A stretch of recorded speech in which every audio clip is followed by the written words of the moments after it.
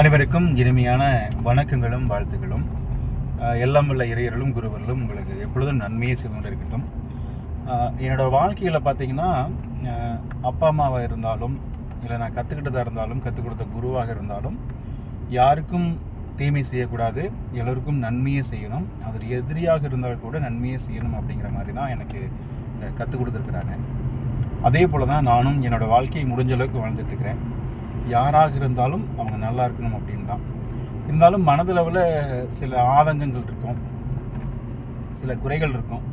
எனக்கான நீதி வேணும் அப்படின்னு பார்க்குறப்ப என்கிட்ட ஒருத்தர் சொல்லியிருக்கிறாங்க, நம்ம ஊர்லேயே நம்ம பக்கத்துலேயே ஒரு நீதி தேவதை ஒருத்தங்க இருக்காங்க, அவங்க நமக்கு உண்டான நியாயத்தை வாங்கி தருவாங்க அப்படின்னு சொல்லியிருக்கிறாங்க.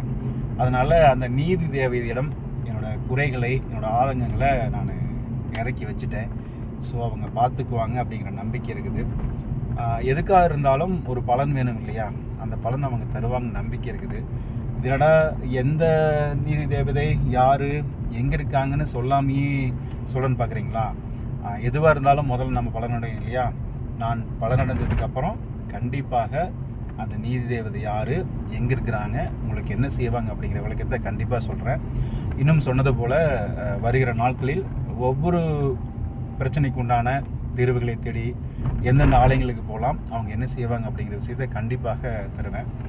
ஸோ இந்த நீதி தேவதை எப்போ எனக்கு நீதியை தர்றாங்க அப்படின்ட்டு ஐ எம் வெயிட்டிங். ஸோ அனைவரும் உடம்பையும் மனசையும் பத்திரமா பார்த்துக்குங்க. மீண்டும் நல்லதொரு நிகழ்வில் சந்திப்போம். தேங்க்யூ. வாழ்க வளமுடன்.